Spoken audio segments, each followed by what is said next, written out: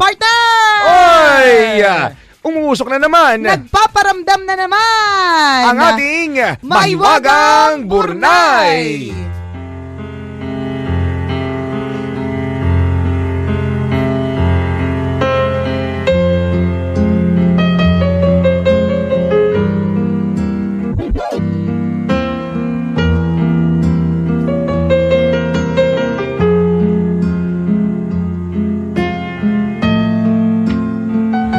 Labing-pitong taong gulang si Ellen nang unang magbuntis ng kambal.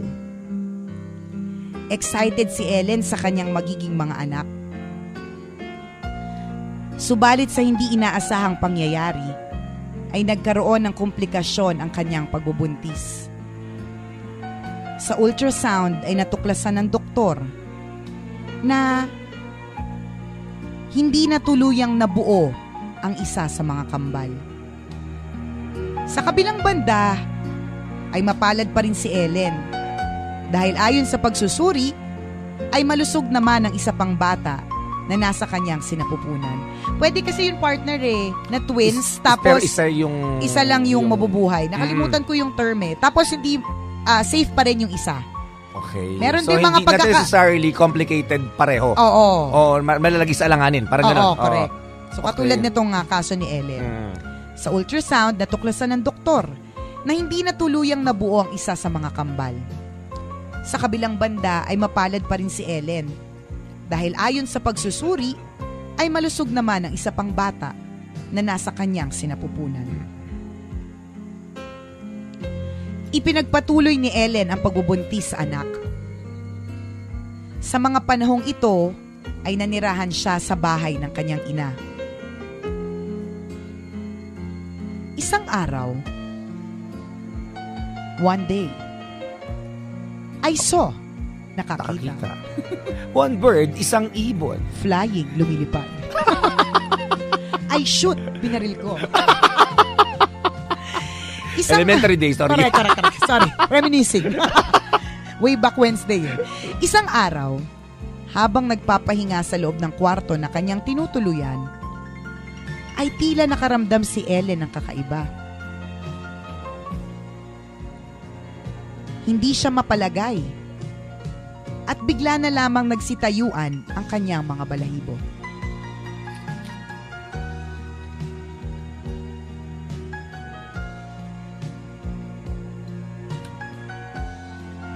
Bakit?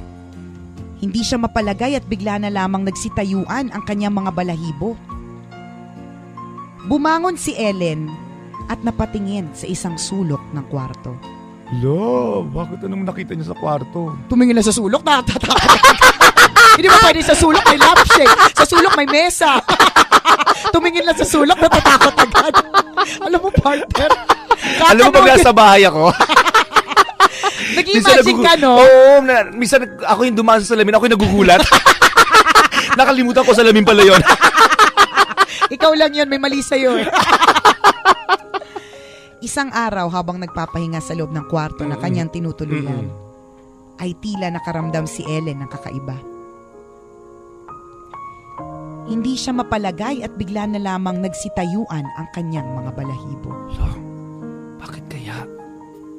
Bumangon si Ellen at napatingin sa isang sulok ng kwarto. Nagulat siya nang makita niya doon ang isang batang babae na nakatayo. Ay! Ang maliit na bata ay tila nasa 3 taong gulang pa lamang. May maamong mukha at nakabihis ng asul na bestida. At napansin ni Ellen na tila malungkot ang bata. Kaya sa halip na matakot, ay sinubukan ni Ellen na kausapin ang bata. Ay! Kakausapin mo ba? Hindi mo nga kilala sa bahay nyo? May pumasok na bata, nasa sulok, nakatingin sa'yo, malungkot, kakausapin mo. Weird ka din, Ellen May mali din sa'yo. Magsama kayo ni Chris. Baka compatible kayo ni Chopper. Sa halip na matakot, ay sinubukan ni Ellen na kausapin ang bata. Sino kaya ang batang yun? Nene, bakit ka malungkot? May gusto ka bang sabihin? May masakit ba sa'yo? Matapos magsalita ni Ellen, ay bigla na lamang naglaho ang batang babae. Why? Inilihim na muna ni Ellen ang kanyang nakita. Iniisip kasi niya na baka epekto lang ito ng kanyang maselang pagbubuntis. Pwedeng imahinasyon. Pwedeng hallucinations eh. Oo. Subalit isang gabi. Yeah. Ooh, yeah. Party more. Subalit isang gabi, sa parehong kwarto, ay isa pang kakilakilabot na pangyayari ang naganap. Habang nagkukwento ang ina ni Ellen sa kanya, ay bigla na lamang napahinto ito sa pagsasalita. Ipinikit ng ina ni Ellen ang mga mata nito at biglang umiling. Ma, ano nangyari sa'yo? May problema ba? Tanong ni Ellen.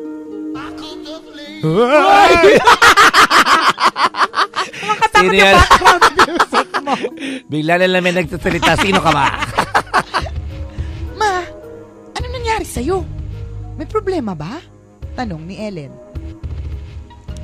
Wala anak. Para kasing may bigla lang ako nakita sa kwarto mo. Pero siguro, dahil lang to sa pagod. Sige na anak, magpahinga ka na. Masama sa buntis ang nagpupuyat. Sagot ng ina ni Ellen. Teka ma, ano bang nakita mo? Sabihin mo sa akin. Pangungulit ni Ellen sa ina. Para kasing may nakita akong batang babae sa sulok ng kwarto mo. Naku, ano ba yan? Kinikilabutan tuloy ako. Huwag mo nang intindihin yun, matulog ka na. Sabi ng ina ni Ellen. Pero ma, nung isang araw, may nakita din ako dito sa kwarto ko eh. Describe mo nga sa akin. Ano bang nakita mo? Muling tanong ni Ellen. Ay, ano ba yan? Tinatayuan ako. Ba't gano'n? Naramdaman ko tinayuan ako, Chopper. Ano ba naman yan? Nakikilabututan naman ako. Kakalurke. I-describe mo nga sa akin, ma. Ano bang nakita mo? Muling tanong ni Ellen. Nak, basta batang babae na nakabihis na asul na bestida. Parang mukhang anghel. Matapos marinig ang sinabi ng ina, ay muling kinalabutan si Ellen. Ma, pareho tayo na nakita. Isang batang babae na maamo ang mukha. Pero nang makita ko siya, parang umiiyak siya. Sinubukan ko nga siyang kausapin, pero bigla na lang siyang nawala. Paliwanag ni Ellen.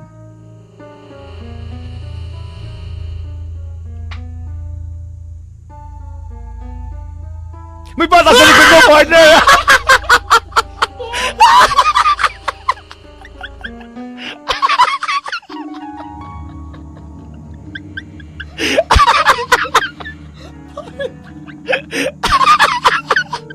May bata naman talaga sa likod mo.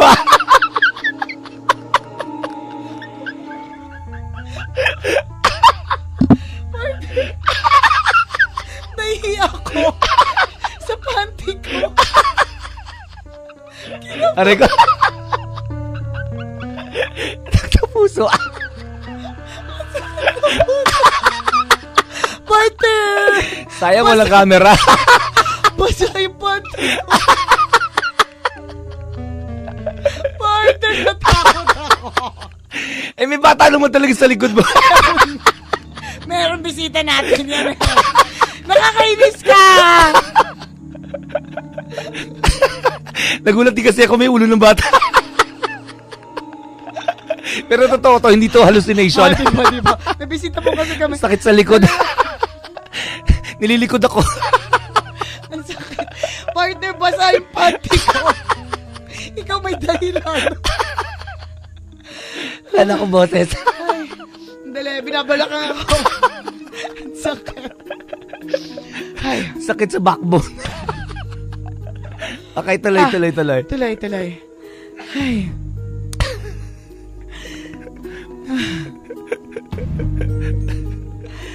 pareho tayo na nakita. Isang batang babae na maamo ang mukha. Pero nang makita ko siya, parang umiiyak siya. Sinubukan ko siyang kausapin, pero bigla na lang siyang nawala. Paliwanag ni Ellen. Di ako komportable, basta talaga panty ko. Naihi ako sa nervyos. Seryoso lang. Ipagdasal na lang natin ang kaluluwa ng batang yan. Marahil, yan yung anghel na ipinagbubuntis mo ngayon. 3 years old agad? Di ba, baby? Ito nanay, weird din eh. Huwag kang nood ng horror movies, ha? Makalipas ang ilang buwan, ay ipinanganak na ni Ellen ang sanggol sa kanyang sinapupunan. Pinangalanan niya itong Kathleen.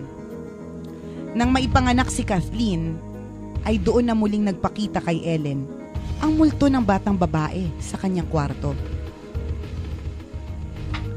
Hinayaan na lamang niya na paulit-ulit itong magpakita. Minsan ay nakikita niya ang bata na nakikipaglaro kay Kathleen. Minsan naman ay binabantayan nito ang natutulog na sanggol. Sa kabila nito ay hindi naman nakaramdam ng takot si Ellen. Bagamat hindi naman pangkaraniwan ang mga pangyayari, ay nananatiling panatag ang loob niya. Minsan ay nanaginip si Ellen. Sa kanyang panaginip, ay nakita niya ang batang babae na nagtanong sa kanya, "Mama, kung naipanganak mo din ako, ano pong ipapangalan mo sa akin?" Nakakagulat yung background music. Sa panaginip ay napaluha si Ellen. At naging maliwanag sa kanya na ang batang nagpapakita nga sa kanyang kwarto ay walang iba kundi ang namatay na kakambal ni Kathleen. Courtney ang ipapangalan ko sa iyo, baby. Sagot ni Ellen sa bata. Sa panaginip ay mahigpit na nagyakap ang mag-ina. Nang magising si Ellen, ay nakita niyang muli ang batang babae sa isang sulok ng kanyang kwarto na nakangiti sa kanya hanggang sa ito ay tuluyang maglaho. Simula noon ay hindi na muling nagpakita pa ang batang babae. Ibinuhos na lamang ni Ellen ang kanyang panahon sa pag-aalaga sa kanyang sanggol. Habang lumalaki ang bata, ay isang bagay ang napapansin ni Ellen. Hoy! Ano kaya yun? Nang tumuntong na sa 3 taong gulang si Kathleen, ay napansin ni Ellen na kahawig nito ang batang babae na nagpapakita sa kanyang kwarto.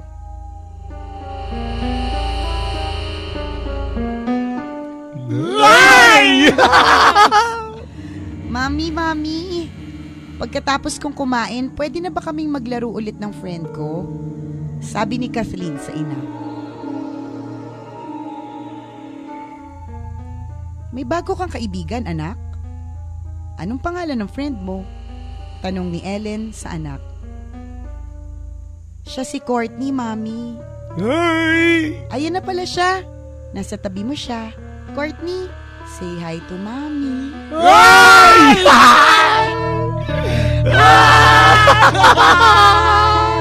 Buti na lang may kasama tayo dito.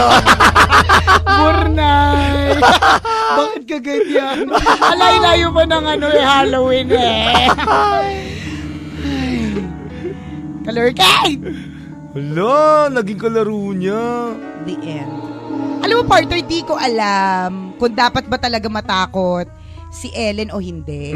Or baka the reason why hindi talaga siya natatakot, and from the very beginning, nung una niya nakita yung bata, kinausap niya.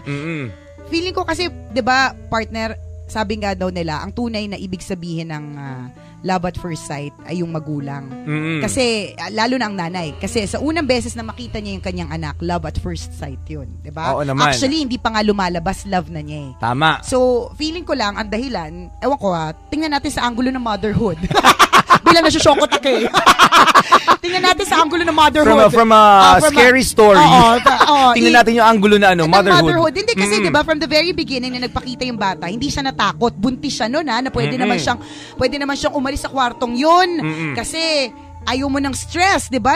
Ang fear is stress also. Correct. Di ba? Pero hindi eh. Nung unang beses niya pala nakita yung bata, kinausap niya. Tinanong niya kung bakit malungkot. Di ba? Up until the very end, naluluha siya kasi bakit hindi nabuo. Di ba? Kaya nga, feeling ko, wala lang, sa punto lang ng isang nanay, actually itong kwentong ito ay hindi scary para sa kanya. Malungkot. Na parang, in a way, ibig sabihin ba, kaya nandyan pa rin is angel na siya? Posible. Kung titingnan natin sa anggulong yun. Sa anggulong yun. Pero guardian angel. Correct. Pero posible din nating tingnan sa anggulong nakakatakot kasi hindi naman siya nabuo eh. Correct, multo talaga. Ano siya talaga ang pakay niya doon sa kanyang... Bakit nandyan pa rin siya sa lupa? Bakit kinakalaro siya? Oo, correct. Oy! Nakakatakot. Pero sabi nga nila, di ba kapag mahal mo... Hindi ka takot. Ang isang tao na namayapa tapos nagpakita sa'yo, hindi ka matatakot. Tama ba yun? Nagpakita ba lola mo sa'yo na namatay? Di ba mahal mo lola mo? Hindi sa akin, wag. Seryoso. Yung sabi nito, yung wag dito, pero wag! Alam mo, may galit sa akin. Ako naman nagtanong lang.